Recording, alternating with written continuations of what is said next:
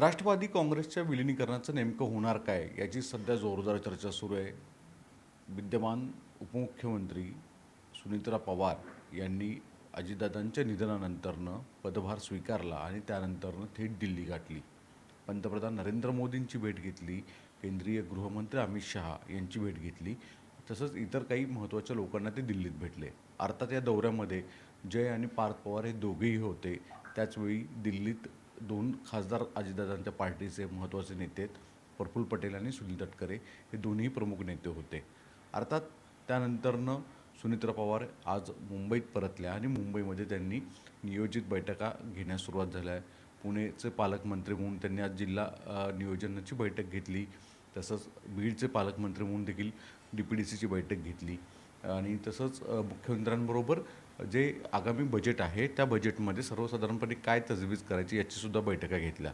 दैनंदिन बैठकानंतरनं जी एक दुपारनंतर एक साधारणतः माहिती समोर आली ती म्हणजे सुनीत्रा पवार यांनी विलिनीकरणाच्या संदर्भामध्ये पुढील कालावधीमध्ये प्रत्येक आमदारांबरोबर संवाद करायचे ठरवलेलं आहे.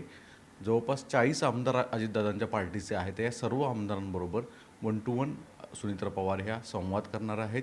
या संवादामध्ये त्या प्रत्येक आमदारांचं मत काय आहे विलिनीकरणाबाबत, त्याला विलिनीकरणाला होकार आहे का, तो असेल तर कशासाठी, आणि जर होकार नाही तर मग तो का नाही, या कशामुळे करू नये, त्याच्या मतदारसंघामध्ये काय परिस्थिती आहे, जर विलिनीकरण झालं तर त्याला नेमका फायदा काय होऊ शकतो पक्षाला, तोटा काय होऊ शकतो, या सर्वसाधारण गोष्टीचा आढावा घेतला जाईल असं सांगितलं जातं. वास्तविकतेत सुनीत्रा पवारांनी ही भूमिका का घेतली, कारण की सुनीत्रा पवारांचा दौरा दिल्लीतला सुरू असतानाच दिल्लीतूनच बातमी येते की राष्ट्रवादी काँग्रेसच्या अजित पवार पार्टीचे विलिनीकरणाला विरोध आहे. अर्थात दौरा काही दिवस म्हणजे आधीसुद्धा या स्वरूपातली विधानं प्रफुल्ल पटेल, सुनील तटकरे यांच्या विधानावरनं जवळपास दिसून येत होतं की अजितदादा पार्टींमधले प्रमुख जे नेते आहेत हे त्यांचा विरोध विलिनीकरणाला आहे.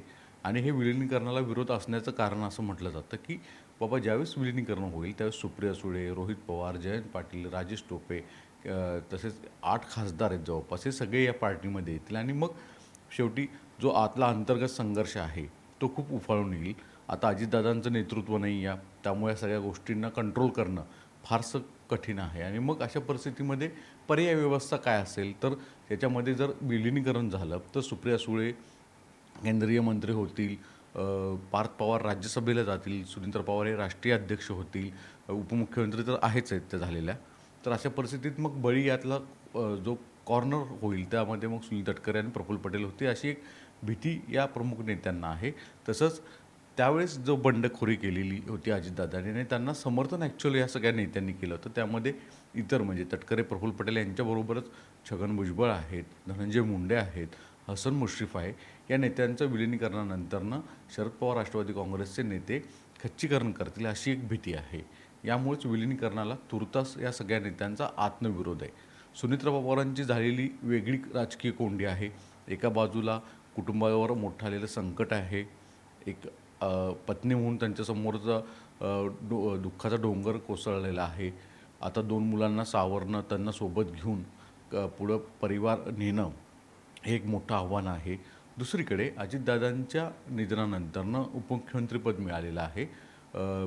पार्टी म्हणून आता जबाबदारी द्यायची समोर चर्चा होती आहे. राष्ट्रीय अध्यक्षपद जर त्यांच्याकडे देत आहेत, उपमुख्यमंत्रीपद जर त्यांच्याकडे देत आहेत, तर त्यांना अजितदादांइतकंच मोठं काम करावं लागणार आहे. एका बाजूला मित्रपक्ष असणारा भाजप याचं एक पुढच्या कालावधीमध्ये संकटसुद्धा असू शकतं. मित्र आत्ता जरी असला तरी त्याचं आव्हान अंतर्गत पक्ष वाढवताना अर्थात एकमेकांना शह भावाक चालवत राहतो आणि त्याचं कदाचित एक मोठं आव्हान सुनीत्रा पवारांना असेल. ते त्यांना स्वीकारायचं आहे. त्यातनं सावरूत आत्ता सध्या परिस्थितीत त्यांना पुढे जायचं आहे. दुसरीकडे पक्ष म्हणून ज्यावेळेस विलिनीकरण जर होईल तर तो परिवाराचा अंतर्गत वाद जो आहे तो सुद्धा मुद्दा वेगळा आहे. जर आत्ता अजित पवार राष्ट्रवादी काँग्रेसमधले जे दिग्गज नेते आहेत त्यांना जर विलिनीकरणाला विरोध आहे, तो त्यांना ह्या सगळ्या प्रमुख नेत्यांना टाळून जरीसुद्धा विलिनीकरण करण्यासाठी सुनीत्रा पवारांना आग्रही भूमिका घ्यायची असेल तर ते सध्या त्यांना परवडणार नाही हे तेही जाणत आहेत. त्यामुळे तुर्तास तरी विलिनीकरण हे लगेच होईल का याविषयी मात्र प्रश्नचिन्ह आहे. विलिनीकरण आत्ता पुढे जाईल असं एक साधारणतः अंदाज राजकीय वर्तुळात आहे.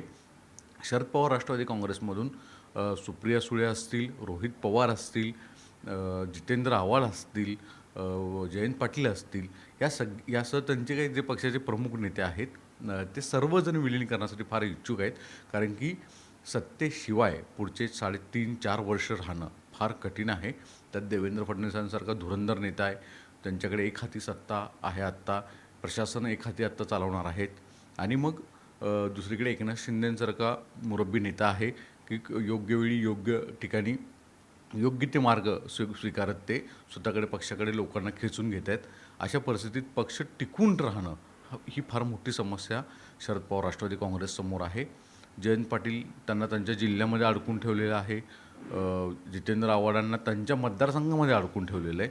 आत्ताचे जर निवडणूक आपण बघितलं तर जितेंद्र आव्हाडांना महापालिकेमध्ये कळव्यामध्येच MIMच्या पद्धतीने तिथं घुसतं आहे, तिथे यश प्राप्त करत आहे, ते जितेंद्र आव्हाडांसाठी फार मोठी डोकी झालेली आहे. दुसरीकडे जयंत पाटलांनी जिल्हा परिषदेमध्ये वर्चस्व राखलेलं आहे, पण त्यांना संघर्ष आहे. कारण की त्यांना माहिती आहे की भाजप आणि देवेंद्र फडणवीस ज्या पद्धतीने काम करतायत आणि ज्या पद्धतीने ताकद त्यांच्या विरोधकांना ते देत आहेत, जर थोडी तरी जमीन सरकली तर मग जयंत पाटलांसाठी राजकीय भवितव्य पुढचं फार कठीण होईल. यामुळे ते स्वतःचं तग राहून स्वतःचे पाय जमिनीवर ठेवून खुट्ट्या बळकट करतायत, स्वतःच्या मतदारसंघातले आणि सांगली जिल्ह्यातले. अशा सगळ्या परिस्थिती इतर नेत्यांची तर परिस्थिती अजून कठीण शरद पवार राष्ट्रवादी पार्टीतल्या नेत्यांची झालेली आहे. यामुळे या सगळ्या नेत्यांसमोर आता आव्हान आहे की पुढच्या कालावधीमध्ये स्वतःचा पक्ष अस्तित्व टिकवणं, स्वतःची कामं जी आहेत विकास कामं ती करून घेणं. आणि मग त्यासाठी अजितदादासारखा एक हुकमी एक्का होता की जो त्यांच्याकडे कुणी गेलं तर ते फटाफट कामं करत होते. आता अजित पवार नाही आहेत. सुरेंद्र पवारांकडनं त्यांच्याकडे वित्तसारखं महत्त्वाचं खातं नाही आहे. आता प्रशासकीय त्यांना परत तेवढं अजितदादांना एवढं कमांड मिळवायला वेळ जाणार आहे. अशा परिस्थितीमध्ये जर मुख्यमंत्र्यांकडे जायचं तर मुख्यमंत्र्यांकडनं त्यांना कामं करून घेणं, त्यांच्याकडे जाणं, हे सगळ्या वेगवेगळे मार्ग आहेत. पण त्यासाठी ते आत्ताची राजकीय परिस्थिती पाहता त्यांच्यासाठी परत एकदा ती वेगळी मोठी समस्या होऊ शकते, नाकारता येत नाही. यामुळे शरद पवार राष्ट्रवादी काँग्रेसचे नेते विलिनीकरणासाठी फार आग्रही आहेत.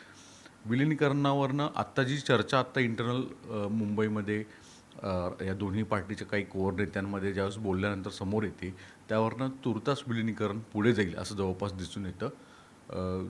कारण की आत्ताच्या सद्यस्थितीमध्ये राज्याचे मुख्यमंत्री देवेंद्र फडणवीसांना जे हवं आहे मनापासून, तेच आत्ता शरद पवार राष्ट्रवादी काँग्रेस आणि अजित पवार राष्ट्रवादी काँग्रेसला समजत नाही आहे.